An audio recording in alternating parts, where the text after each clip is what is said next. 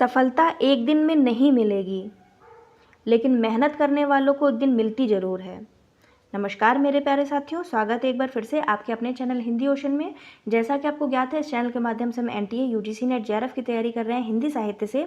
यदि आप इस चैनल पर पहली बार आ रहे हैं तो इस चैनल को सब्सक्राइब करें और वीडियो अच्छा लगे तो लाइक एंड शेयर जरूर कीजिए। जैसा कि आपने थंबनेल में देखा कि आज हम द्विवेदी युग के महत्वपूर्ण कथन के बारे में चर्चा करेंगे। जो द्विवेदी युग में महत्वपूर्ण कथन कहे गए हैं विभिन्न कवियों के द्वारा, उनके जो इम्पोर्टेंट जो चुनिंदा कथन है उनको लेकर आज हम प्रस्तुत हुए हैं। तो चलिए शुरू करते हैं बिना वक्त का ज़ाया किए हुए। पहला कथन है, हम कौन थे, क्या हो गए हैं और क्या होंगे अभी, आओ विचारे आज मिलकर ये समस्याएं सभी। ये कथन किसका है? मैथिली शरण गुप्त का है, गया प्रसाद शुक्ल का है, श्याम नारायण पांडे का है या फिर रामचरित उपाध्याय का है? तो जिसका राइट आंसर हो जाएगा वो हो जाएगा आपका ऑप्शन नंबर 1, मैथिली शरण गुप्त का ये कथन है। कौन सा? हम कौन थे, क्या हो गए हैं और क्या होंगे अभी, आओ विचारें आज मिलकर ये समस्याएं सभी। आगे बढ़ते हैं प्रश्न नंबर 2 की ओर।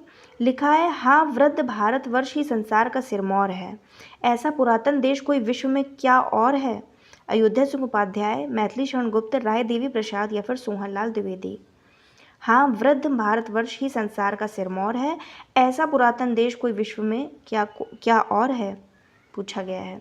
तो जिसका राइट आंसर हो जाएगा वो हो जाएगा आपका ऑप्शन नंबर 2, मैथिली शरण गुप्त। द्विवेदी युग के बहुत महत्वपूर्ण हस्ताक्षर में से एक हैं मैथिली शरण गुप्त। आगे बढ़ते हैं, प्रश्न नंबर आपका आता है 3।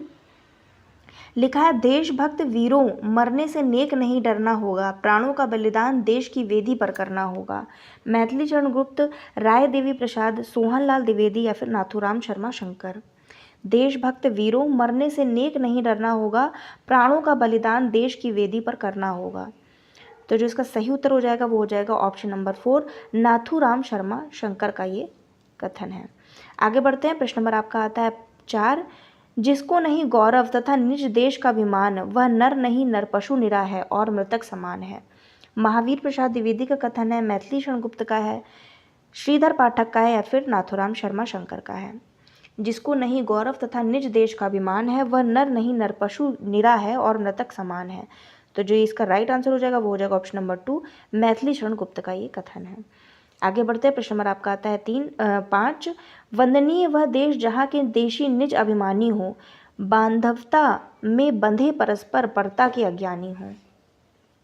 वंदनीय वह देश जहाँ के देशी निज अभिमानी हो, बांधवता में बंधे परस्पर परता के अज्ञानी हो। श्रीधर पाठक, हरिऔध, मैथिली शरण गुप्त या फिर रामनरेश त्रिपाठी। तो जिसका सही उत्तर हो जाएगा वो हो जाएगा आपका ऑप्शन नंबर 1, श्रीधर पाठक का ये कथन है। आगे बढ़ते हैं, प्रश्न नंबर आपका आता है 6। पराधीन रहकर अपना सुख शोक न कह सकता है, यह अपमान जगत में केवल पशु ही सह सकता है। मैंने अभी कल की ही क्लास में ये आपको कथन मैच द फॉलोइंग में करवाया भी है। हरिऔध, रामनरेश त्रिपाठी, अयोध्या सिंह उपाध्याय हरिऔध या फिर श्रीधर पाठक। पराधीन रहकर अपना सुख शोक न कह सकता है, यह अपमान जगत में केवल पशु ही सह सकता है। ये कथन है आपके रामनरेश त्रिपाठी जी का। ऑप्शन नंबर 2 इसका करेक्ट है। आगे बढ़ते हैं, प्रश्न नंबर 7 की ओर। लिखा है, नारी पर नर का कितना अत्याचार है, लगता है विद्रोह मात्र ही अब उसका प्रतिकार है। बहुत अच्छा कथन है। रामनरेश त्रिपाठी का है, अयोध्या सिंह उपाध्याय हरिऔध का है, मैथिली शरण गुप्त का है या फिर श्रीधर पाठक का है।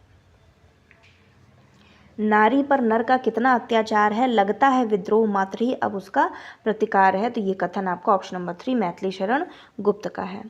आगे बढ़ते हैं, प्रश्न नंबर आपका आता है 8। मैं ढूंढता तुझे था जब कुंज और वन में, तू मुझे खोजता था जब दीन के वतन में, तू आह बन किसी को मुझको पुकारता था, मैं था तुझे बुलाता संगीत के भजन में। बहुत अच्छा कथन रामनरेश त्रिपाठी का है, अयोध्या सिंह उपाध्याय का है, मैथिली शरण गुप्त का है या फिर श्रीधर पाठक का है। मैं ढूंढता तुझे था जब कुंज और वन में, तू मुझे खोजता था जब दीन के वतन में, तू आह बन किसी को मुझको पुकारता था, मैं था तुझे बुलाता संगीत के भजन में। तो जो इसका सही उत्तर हो जाएगा वो हो जाएगा आपका ऑप्शन नंबर 1, रामनरेश त्रिपाठी का ये कथन है। आगे बढ़ते हैं, प्रश्न नंबर 9 की ओर। लिखा है, साहित्य समाज का दर्पण है, ये कथन किसका है?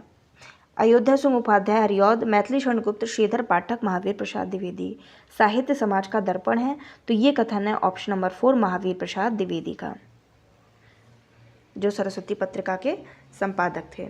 आगे बढ़ते हैं, प्रश्न नंबर आपका आता है 10। केवल मनोरंजन ना कवि का कर्म नहीं होना चाहिए, केवल मनोरंजन ना कवि का कर्म नहीं होना चाहिए, उसमें उचित उपदेश का भी मर्म होना चाहिए। ये भारत भारती से उद्धृत है। मैथिली शरण गुप्त, अयोध्या सिंह उपाध्याय हरिऔध, मैथिली शरण गुप्त 2 बार आ गया है नाम, और श्रीधर पाठक। भारत भारती आपको पता है, भारत भारती किसका है, मैथिली शरण गुप्त का है, तो ये आपका ऑप्शन नंबर 1 सही हो जाएगा। बाकी ये भी आपका 3 सही है, लेकिन इसकी जगह आपका ये मिस एरर प्रिंटिंग है, इसमें आपका राम नरेश त्रिपाठी लिखा होना चाहिए, लेकिन जो आपका करेक्ट आंसर है वो है आपका मैथिली शरण गुप्त। आगे बढ़ते हैं। प्रश्न नंबर आपका आता है 11। अधिकार खोकर बैठना यह महादुष्कर्म है, न्यायार्थ अपने बंधु को भी दंड देना धर्म है। जयद्रथ वध से लिया गया है। चलिए आपको हिंट भी मिल जा रही है। तो जयद्रथ वध किसकी रचना है, श्रीधर पाठक की है, मैथिली शरण गुप्त की है, राम नरेश त्रिपाठी की है, या फिर हजारी प्रसाद द्विवेदी की है। अधिकार खोकर बैठना यह महादुष्कर्म है, न्यायार्थ अपने बंधु को भी दंड देना धर्म है। तो ये कथन है ऑप्शन नंबर 2 मैथिली शरण गुप्त का। आगे बढ़ते हैं। राइट आंसर हो जाएगा इसका आंसर नंबर 2। प्रश्न नंबर 12। अन्न नहीं है, वस्त्र नहीं है, रहने का ना ठिकाना, कोई नहीं किसी का साथी, अपना और बेगाना। ये किसका कथन है? बहुत ही चुनिंदा कथन है ये, इनको आप जरूर पढ़ के जाइए, क्योंकि साहित्य एक ऐसी चीज़ है जब जितना आप पढ़ेंगे उतना आपको आनंद आएगा। तो पढ़ने का अभ्यास कीजिए, केवल पेपर निकालने के पॉइंट ऑफ व्यू से मत पढ़िए साहित्य को। आपने अगर हिंदी विषय का चुनाव किया है और मास्टर्स की डिग्री आपने हासिल की है तो निश्चित तौर पर आपका हिंदी से लगाव होगा, और साहित्य भरा है, जितना आप पढ़ेंगे, जितना अच्छी पुस्तकों को आप अध्ययन करेंगे, उतना आपका साहित्य भी अच्छा होगा और एक तरीके से कवि दृष्टि भी आपके अंदर पनपेगी। अन्न नहीं है, वस्त्र नहीं है, रहने का ना ठिकाना, कोई नहीं किसी का साथी, अपना और बेगाना। ये पंक्ति है ऑप्शन नंबर 1 राम नरेश त्रिपाठी की। आगे बढ़ते हैं। प्रश्न नंबर, ये सारे द्विवेदी कालीन युग के ही हैं। दिवस का अवसान समीप था, गगन था कुछ लोहित हो चला, तरु शिखा पर थी अब राजती, कमलिनी कुल वल्लभ की प्रभा। प्रिय प्रभा से लिया गया है, और फेवरेट अगर कहें तो अतिशयोक्ति नहीं होगी, ये यूजीसी नेट में कई बार प्रश्न पूछा जा चुका है। श्रीधर पाठक का है, महावीर प्रसाद द्विवेदी का है, नाथूराम शर्मा शंकर का है, या फिर अयोध्या सिंह उपाध्याय हरिऔध का है। राइट आंसर ऑप्शन नंबर 4 है। आगे बढ़ते हैं। प्रश्न नंबर आपका आता है 14। आहा ग्राम्य जीवन भी क्या है, क्यों ना इसे सबका मन चाहे। नाथूराम शर्मा शंकर, मैथिली शरण गुप्त हरिऔध, या फिर महावीर प्रसाद द्विवेदी।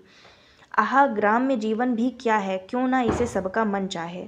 तो जिसका राइट आंसर हो जाएगा वो हो जाएगा ऑप्शन नंबर 2 मैथिली शरण गुप्त। आगे बढ़ते हैं। प्रश्न नंबर आपका आता है 15। खरीफ के खेतों में जब सुनसान है, रब्बी के ऊपर किसान का ध्यान है। रबी की फसल और खरीफ दोनों की फसलों का इसमें बताया गया है कि जो खरीफ के खेतों में जब सुनसान है, रबी के ऊपर किसान का ध्यान है।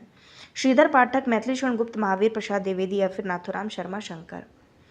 चलिए एक छोटा सा होमवर्क दे देते हैं, ये खैर हिंदी से रिलेटेड नहीं है, आपका जीके का प्रश्न है।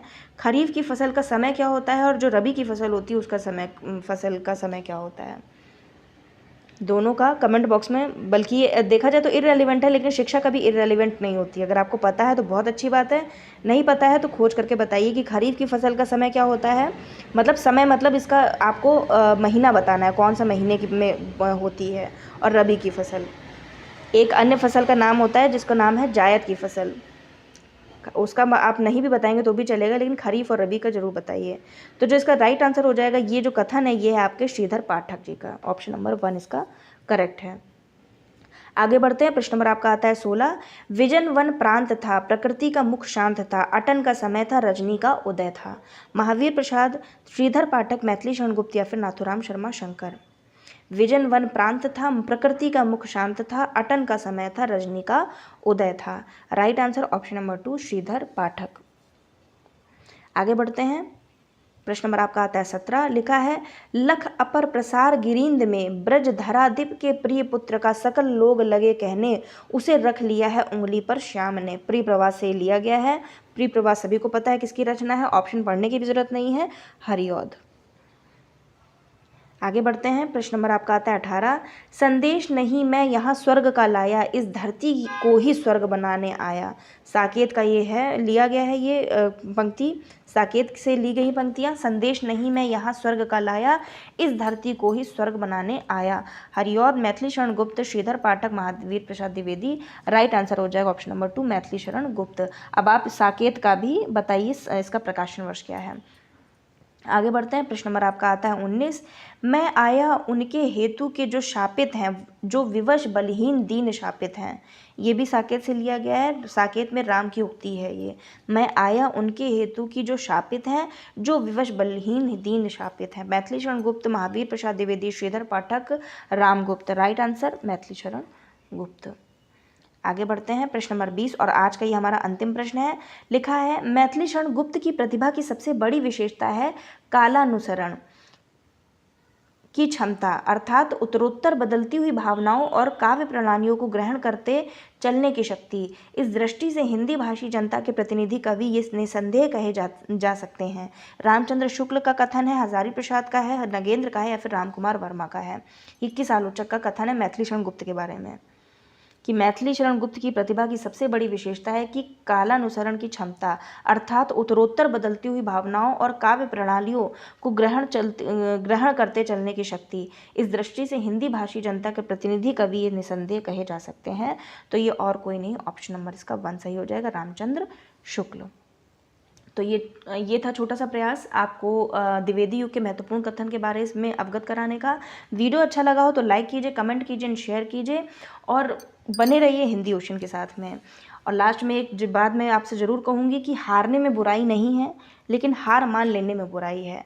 साहित्य बहुत ज़्यादा है, बहुत बड़ा सिलेबस है, तो ये अगर सोच के बैठेंगे तो कभी आप कोई भी पेपर, अगर उसका सिलेबस छोटा भी होगा तो भी आपको वो समुद्र के समान लगेगा। बस आपको पढ़ना है, पढ़ते जाना है और एक तरीके से उसको आप आनंद की वस्तु बना लीजिए कि हमको आनंद आ रहा है पढ़ाई में। आप कोई भी काम करते हैं, आप कोई भी हॉबी का काम करते हैं, चाहे आप कितना ही थके क्यों ना हो, जब आपको वो काम अच्छा लगने लगता है, अगर आपके रात में 12 भी बज रहे होंगे तो भी आपको लगेगा ये काम हम कर लें। तो ये होता है जुनून। जब आपको पढ़ाई का जुनून सवार होगा तो निश्चित तौर पर आपका पेपर क्लियर होकर के ही रहेगा।